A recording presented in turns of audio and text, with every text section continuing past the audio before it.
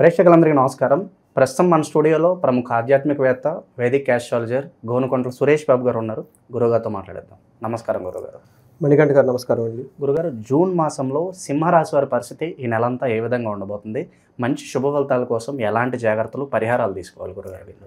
So సింహరాశి గురించి మనం మాట్లాడుకుందాం. జూన్ మంత్ ఫలితాలు ఎలా ఉన్నాయో తెలుసుకునే ముందు ఈ జూన్ మంత్ యొక్క విశిష్టత, అందులో కొన్ని మంచి రోజులు ఉన్నాయండి. ఆ రోజులు కనుక మనం కన్సిడరేషన్ చేసుకుని పూజలు ఆధ్యాత్మికంగా ఉంటే ఎంతో విశిష్టమైన పుణ్యం మనకు లభిస్తుందండి.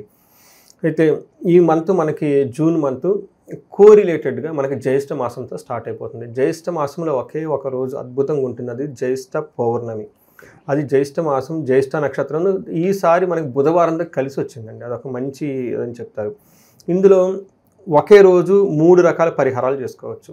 ఎవరికి అప్లై అయితే వాళ్ళు చేసుకోవచ్చు. ఫస్ట్ పరిహారం ఎవరికైందంటే, ఎవరికైతే ప్రేమించి పెళ్లి చేసుకుంటారో, పెళ్ళి అయిన తర్వాత డిస్టర్బెన్స్ వస్తుందో, గొడవలు వస్తాయో, ప్లస్ వాళ్ళు అనవసరమైన సిల్లీ రీజన్తో మళ్ళీ బాగా కలిసి ఉంటే బాగుండు అనుకున్న వాళ్ళకి, లేదంటే పెళ్ళవుతుంది, హస్బెండ్ వీళ్ళకి చెప్పిన మాటలు వింటలేదండి, ఆయనకి రకరకాల పనులన్నీ చేసుకుంటూ ఉంటాడండి, ఇంటికి రావట్లేదండి, ఇట్లాంటి వాళ్ళకి ఎవరైతే ఉన్నారో వాళ్ళకి ఈ రోజు గుర్తుపెట్టుకొని ఒక చిన్న పరిహారం చేసుకోవాలి.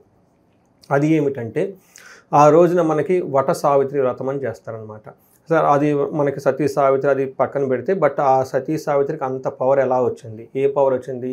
వాళ్ళ హస్బెండ్ గురించి యముడితో సాక్షాత్తు పోరాడి ప్రాణాలని తీసుకుంటుంది.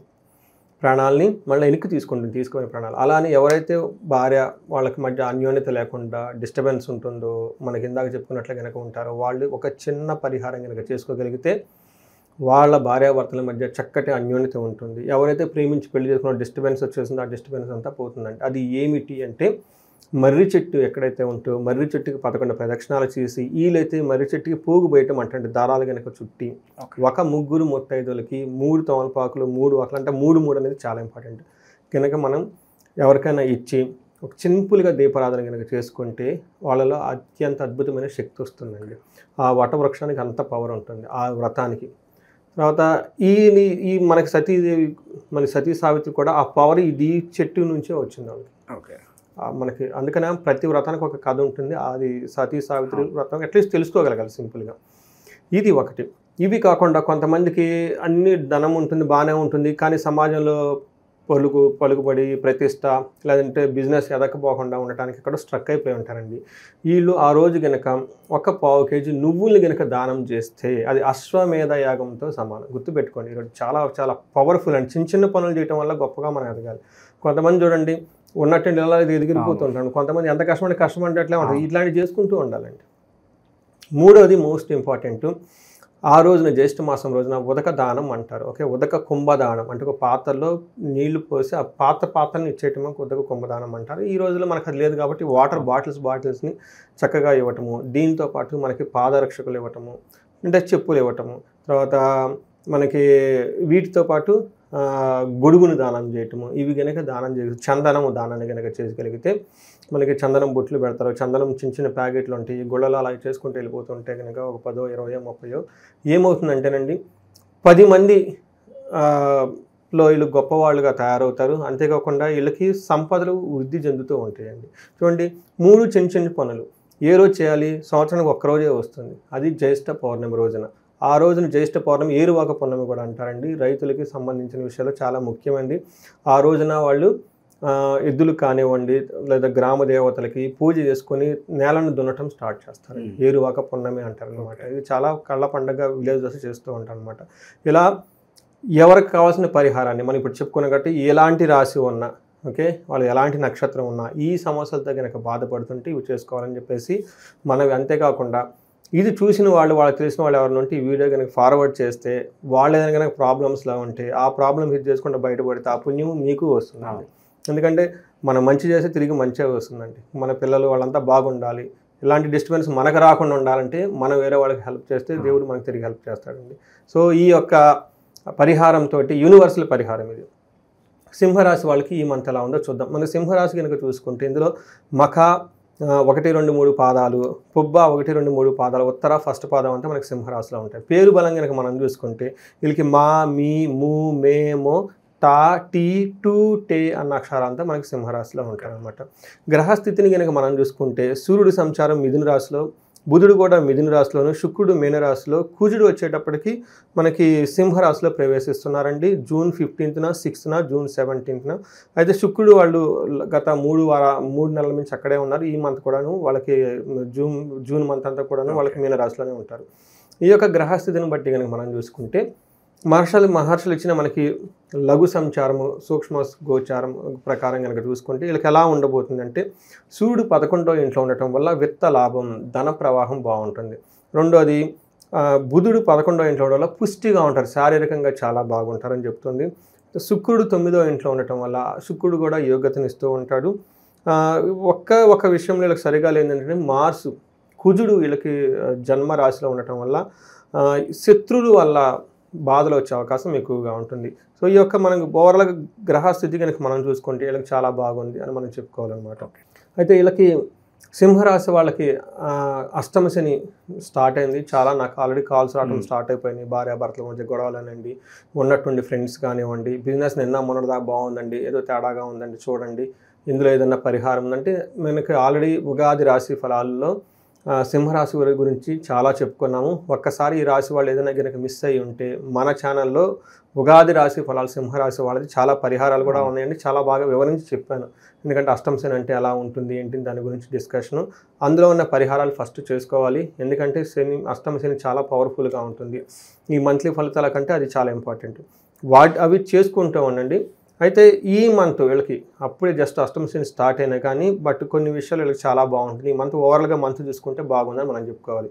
మనం కనుక చూసుకుంటే సూర్యుడు 11th హౌస్లో ఉన్నాడు. 11వ స్థానంలో సూర్యుడు ఉండటం వల్ల విపరీతమైన యోగ్యతని ఇస్తాడు. ఏ విధంగా అంటే అర్ధచ్చ స్వకులాచార గృహే నిత్యోత్సవం శుభం నిత్యమాధుర్య భుక్తిచ్చ లాభేచే ఏకాదశే రవి. అంటే 11వ ఇంట్లో కనుక రవి ఉంటే ఏమవుతుందంట, అర్ధచ్చ ధనం ప్రవాహంగా బాగుంటుంది.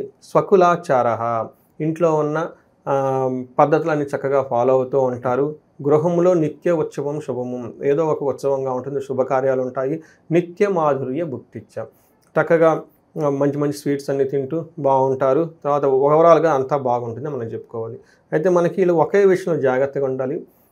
స్ట్రాటజీస్ అంటే పెద్ద పెద్ద పథకాలు రచించేటప్పుడు జాగ్రత్తగా ఉండాలి. కన్ఫ్యూజన్ అయ్యే అవకాశం ఎక్కువగా ఉంది.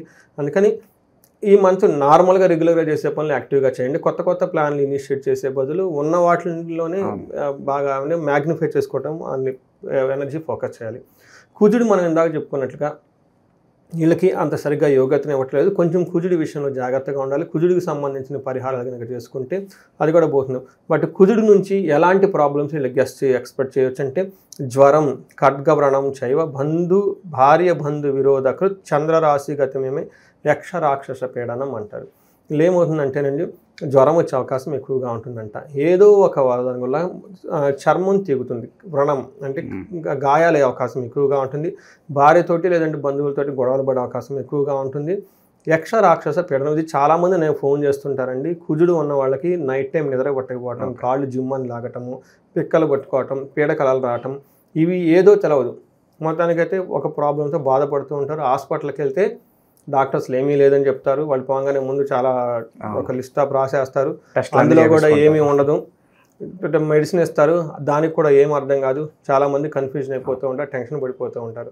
కొంతమంది అయితే ఎక్కడికో ఇంటెన్స్కి వెళ్ళిపోయేసి నేను ఏం చేసినా తగ్గట్లేదండి, మేము మతం మారి వేరే మతంలోకి వెళ్ళిపోతామండి, అక్కడికి వెళ్తే బాగుందని చెబుతున్నారని ఇట్లాంటి కూడా వస్తూ ఉంటారు అనమాట. అందుకని యక్ష రాక్షస పీడనం ఇది కనుక పరిహారాలు కరెక్ట్గా చేసుకుంటే ఇటన్నిటి నుంచి పోతాయి. అంతేకాకుండా వీళ్ళకి కడుపు నొప్పి వచ్చే అవకాశం ఎక్కువగా ఉంటుంది. గాయాలయ్యే అవకాశం కూడా ఎక్కువగా ఉంది. కుజుడు వల్ల కొంచెం వీళ్ళకి ఇబ్బంది పడే స్థితిలో ఉన్నారు కాబట్టి జాగ్రత్తగా ఉండటం అవసరం. అయితే శుక్రుడు 9వ ఇంట్లో ఉండి 3వ ఇంటి నుంచి చూడటం వల్ల చాలా బాగుంటుంది వీళ్ళకి. అగైన్ శుక్రుడు వచ్చేటప్పటికి వస్త్రలాభో మహారోగ్యం గురుభక్తి స్వధర్మకృత్ చిత్తశుద్ధి అభీష్టార్థ నవమస్తే భవేద్గురు అని చెప్తారు. అంటే ఏమవుతుందంటే వస్త్రలాభం ఉంటుంది, మహా ఆరోగ్యం చక్కగా ఉంటుంది, గురు భక్తి పెద్దల యందు గురు భావంతో ఎక్కువగా ఉంటారు, స్వధర్మకృత అనుకున్న పనులను చక్కగా చేసుకుంటారు, చిత్తశుద్ధి మైండ్ అంతా చాలా క్లారిటీగా ఉంటారు, అనుకున్న పనుల్లో అనుకున్న విధంగా చూసుకుని వెళ్ళిపోతూ ఉంటారు. అంతేకాకుండా వీళ్ళకి లవ్, రొమాన్స్, ప్లేజర్స్ ఇట్లాంటి విషయాల్లో కూడా చాలా అనుకూలంగా ఉంటుంది. ప్రేమికులు ఎవరైనా ఉండే కానీ వాళ్ళకి బెస్ట్ టైం అని మనకి ఈ రాశి వాళ్ళకి మనకు చెప్పుకోవాలి. ఓకే.